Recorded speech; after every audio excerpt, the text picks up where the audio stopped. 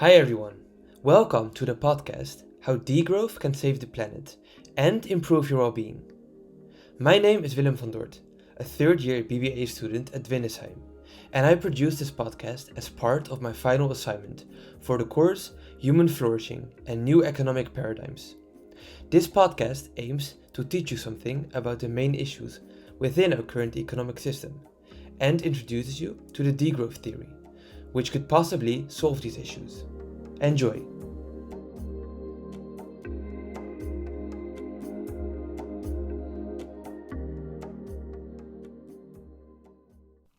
The current COVID-19 pandemic has resulted in a massive health and economic crisis on a global scale. Governments introducing lockdowns and closing its borders caused a drawback of economic activities all around the world, resulting in millions of workers worldwide losing their job. The United Nations published that the global economy shrunk by an estimated 4.3% in 2020 as a result of the current pandemic.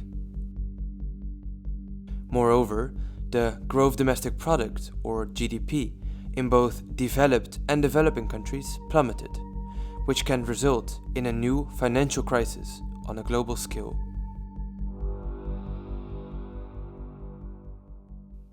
Numerous politicians have stressed out that major investments and support packages are needed to cause this current economic shrinkage to turn around. The common goal is to go back to normal as soon as possible, with a new growth in GDP as the key outcome. However, does a new increase in GDP actually translate into a new boost of human well-being, especially if it is not distributed equally on a global scale?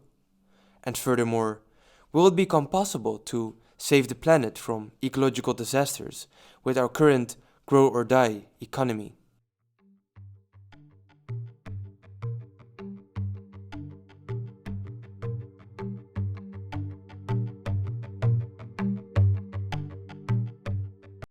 On a global scale, GDP is seen as the most widely used measure for economic and social development of countries relative to each other. Originally developed to measure the economic quantity, GDP is universally used to evaluate the economic quality of a country. Nevertheless, GDP ignores numerous essential economic activities of a country that should be taken into account. Moreover, the worldwide rivalry for growth in GDP results in dislocation of social structures of societies and increases pressure on the ecosystems. The failure of GDP to show whether a country's rate of growth is sustainable, as well as the failure to indicate or represent the degree of income inequality within a population, are two specific examples of this. However, for most current governments around the world, expanding the national economy and therefore experiencing a growth in GDP are seen as the most beatific goals for a country. And that, as long as we continue to feed the economy, the invisible hand of Adam Smith will automatically ensure that the prosperity of the few leads to the well-being of many. According to Kees Klomp, this is the core of the problem in our present economic system. As in current times, it is experienced that the opposite is the case. More prosperity now leads to less well-being. Climate change, biodiversity loss, and the increasing number of burnouts are all issues inextricably linked to economic growth. By now, economic growth has become pauperized and does not necessarily increase happiness.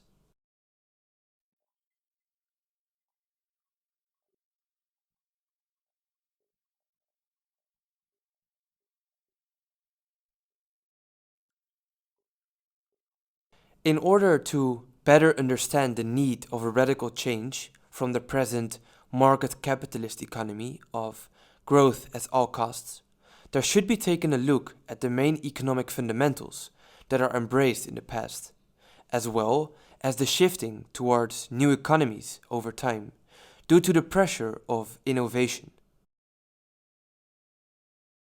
Humankind began as cavemen, hunting wildlife and collecting food in small groups. In this period of time, humans were nomadic hunters and gatherers. As the wilderness was dangerous and food was scarce, human life was tough. Ultimately, humans figured out how to grow food and sustain livestock. The excess of the produced output was sold, and communities started to emerge. This was the beginning of the agrarian economy, lasting for around 8,000 years. After inventing the first machines, cities started to rise, and working in factories became the new standard. The industrial economy was born, in which humans worked in dangerous conditions with very little free time. Nevertheless, steady work and food on the table made life more comfortable for gross of the people at the time. However, the created machines that were widely used in this economic system were very polluting to both humans and the environment. This industrial economy was the first capitalist-driven economic system. This economic system is distinctive in the way that it is organized around and dependent on perpetual growth. The system requires a never-ending increasing of extraction, production, and consumption. In other words, if the system does not grow, it eventually collapses. After dominating for over 150 years, the industrial economy, built completely on growth, made place for the information economy. This economy emerged around 50 years ago, enabling humans to work with their minds more frequently, with the use of new technologies, instead of mostly doing physical work. However, in the process of shifting and settling in this new economy, humans continued to lose the connection with each other and with the planet.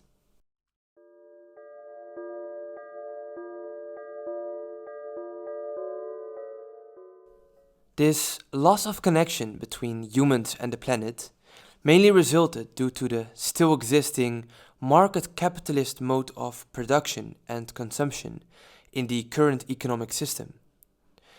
This economic system is trapped in a problematic dilemma. A growth in the economy damages the Earth's natural system and fails to address rising inequalities, while a slowdown of the economy dislocates the inner workings of the system itself. The current capitalist-driven economy needs to grow by a rate of around 3% per year, which seems like a relatively small number. However, this growth has an exponential curve, meaning that an average economic growth of 3% per year will result in an economy double its size nearly every 20 years. As the GDP is interconnected with the energy and resource use of humans, an annual growth in GDP will also cause an increase in energy and resource usage each year. As a result, humanity is crossing a wide range of crucial planetary boundaries and is therefore facing a compound ecological crisis.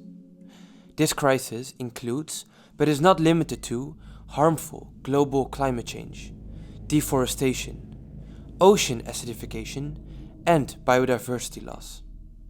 The global economy has grown significantly over the last 50 years and is nearly 5 times larger than it was 50 years ago. However, as a result of this economic growth, an estimated 60% of the world's ecosystems have already been degraded. Consequently, the relation between economic growth and environmental collapse is becoming clearer than ever before, with devastating impact in the near future if the current system does not change.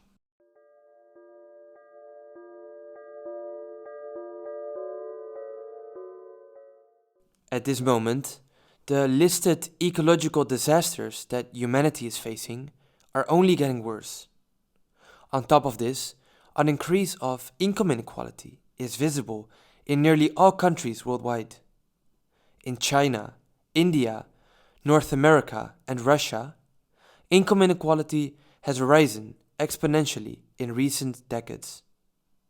While income inequality has increased moderately in Europe, the consequences are also widely visible in this continent.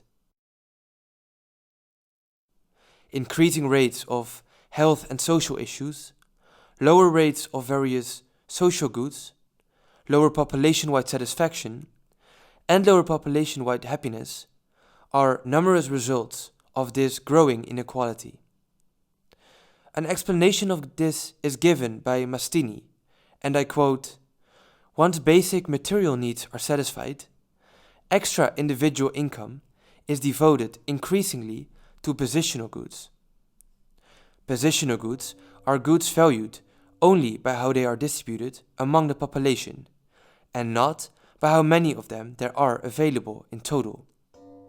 In other words, these goods are valued because of their limited supply, and because they convey a higher relative standing within our society.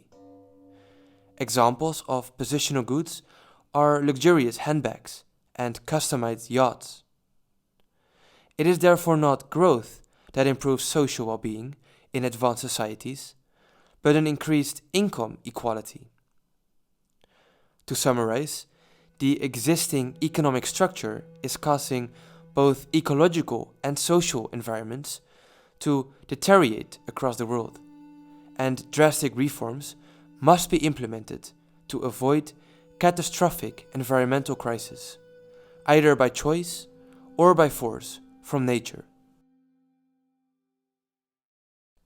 However, mainstream economists frequently claim that humans should continue to pursue eternal growth and gradually extinguish GDP from ecological and social impacts, thus making economic growth green.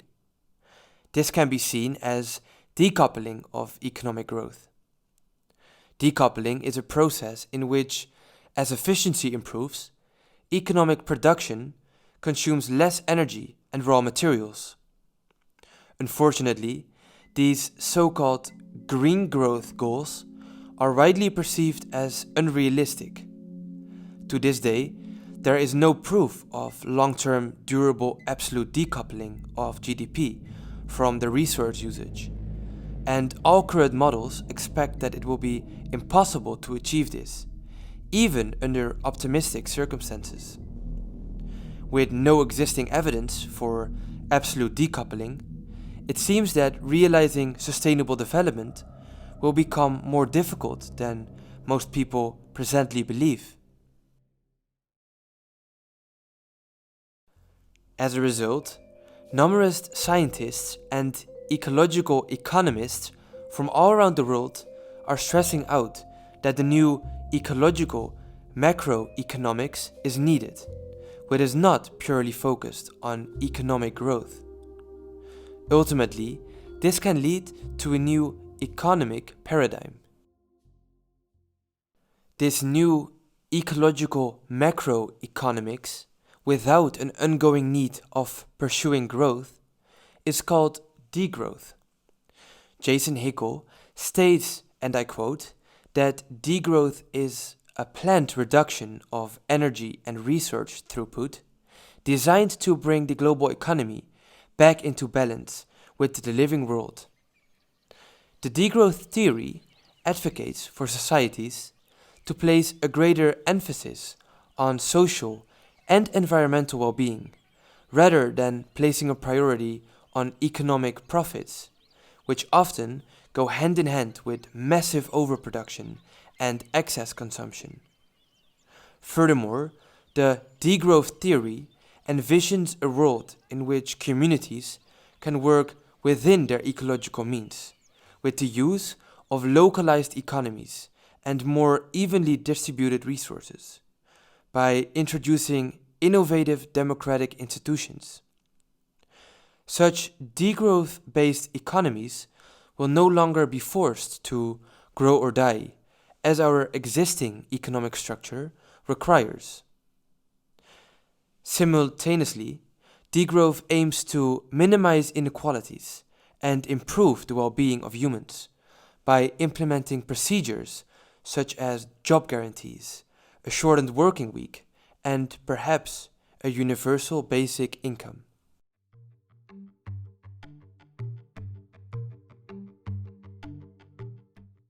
When someone hears about the degrowth theory for the first time, it is not hard to assume that this new sustainable economic paradigm will result in rising poverty and hardship. Moreover, people tend to believe that the degrowth theory is being anti-progress. However, this is far from the truth. In fact, innovation would still be vital in a degrowth society, but it would be redesigned to focus specifically on social and sustainable goals. These investments are aimed to increase the access to universal public goods and services like education, healthcare, housing, and transportation. Furthermore, solar energies, sustainable technologies, green companies, and climate adaptation are seen as important investments in the degrowth economy. Research that is done by economist Peter Victor confirms that the most important factors in transitioning towards a sustainable economy are structurally redesigning the investments as well as restructuring the labor market itself. In addition, it should be pointed out that degrowth is not equal to experiencing a negative GDP and is not about reserving GDP growth rates. This occurrence already has a name, recession, and is incomparable to degrowth. Degrowth is a well thought out, consistent plan that aims to fight the environmental footprint, reduce increasing global inequalities, and improve human well-being. Recessions, on the contrary, are never intended and do not aim for any of these results. In fact, they often do the opposite.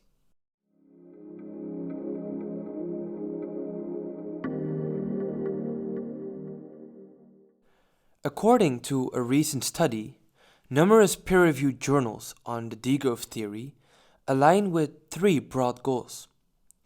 These goals are identified earlier and will be listed clearly in this section of the podcast.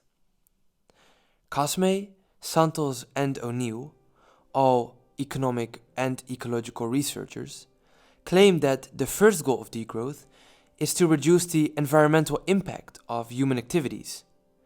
The second goal is to redistribute wealth both within and between countries. And the third goal is to foster the transition from a materialistic to a convivial and participatory society. To achieve these objectives, a degrowth society will require a variety of innovative institutions and implemented policies to succeed.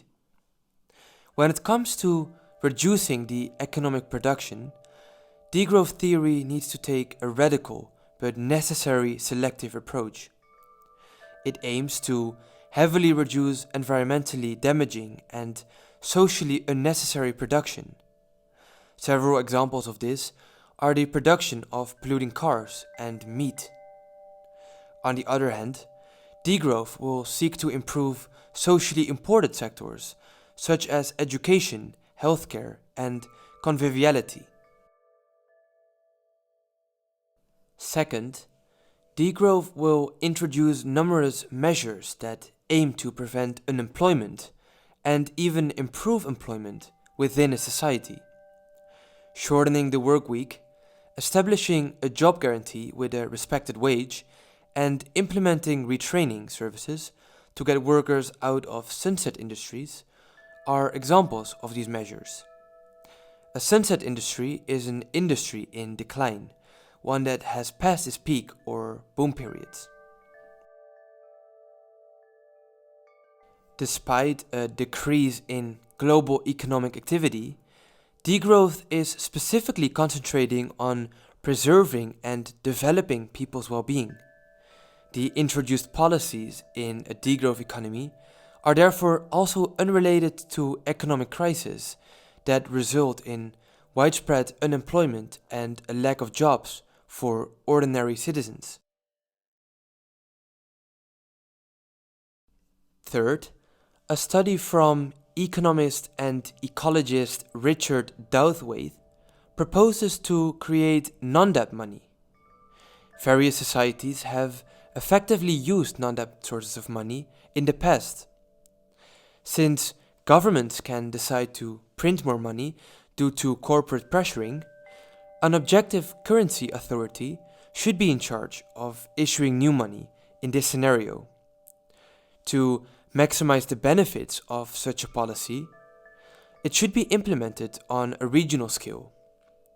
This would allow regional devaluations, limit wealth circulation, spatially, sustain adequate liquidity, and reduce regional exposure to monetary problems elsewhere. Nonetheless, achieving a degrowth transition in the short term to prevent runaway climate change and habitat destruction will become difficult. The main reason for this is that individuals are still overly exposed to social status. Moreover, mainstream economists are doubting the possibility that humans can say, enough is enough. We as humans have more than sufficient goods to go around and must begin seriously to limit output and consumption. Economists are skeptical of the possibilities for such self-limiting behavior. Therefore, it is stated that only improvements in the underlying economic system will lead to a shift from narrow self-interest to collective behavior, and from relentless innovation to thoughtful maintenance of things that matter. Despite degrowth's grassroots level of origin, this transition towards a sustainable and social economy will be implemented most efficient and organized in a top-down approach, which will necessitate a high degree of governmental intervention. However, it is important to realize that certain top-down policies may have indirect results of triggering bottom-up action. The plan to shorten working days is a good example of this. Many people would like to have shorter working days, but this will only become possible if institutions are reformed to allow them to do so.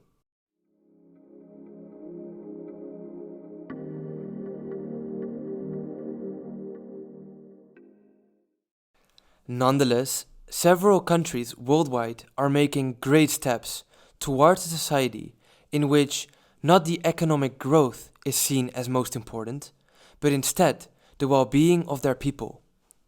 Scotland, Iceland, Wales, Finland, and New Zealand are all members of WEGO, the Well-being Economy Governments Partnership, which aims to further improve the understanding and progress of their shared drive to create inclusive well-being economies.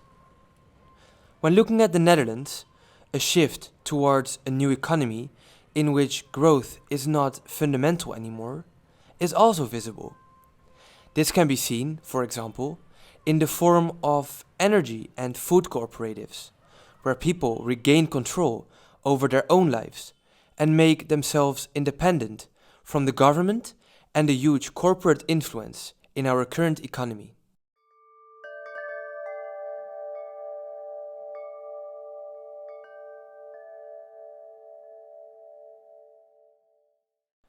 In conclusion, it can be stated that due to the ongoing worldwide pressure of GDP growth, driven by the current capitalist-driven economy, humanity is crossing a wide range of crucial planetary boundaries and is therefore facing a compound ecological crisis. Humans are running out of time to make a change, resulting in both economic, social, and ecological disasters in the future. In order to stop this, a radical but essential rethinking of growth, well-being, and development is urgently needed. Degrowth offers a solution to these problems, which will not only prevent ecological breakdown, but can also increase the well-being and economic situation of our civilization. Thus, let us not go back to normal after the current pandemic, in which societies will experience more and more ecological, economic, and social disasters. Instead, let this be a realization to start reshaping the economic system for good, before it is too late.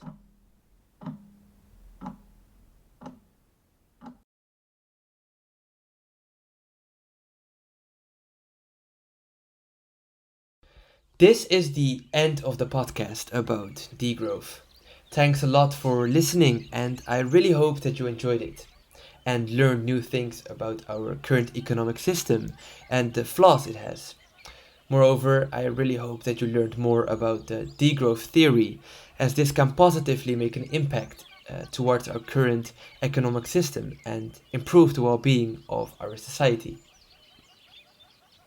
If you have any questions or remarks about the topics I talked about during this podcast, please do not hesitate and let me know. This can be done through nearly all social media platforms where I am on, such as Instagram, LinkedIn, and Facebook.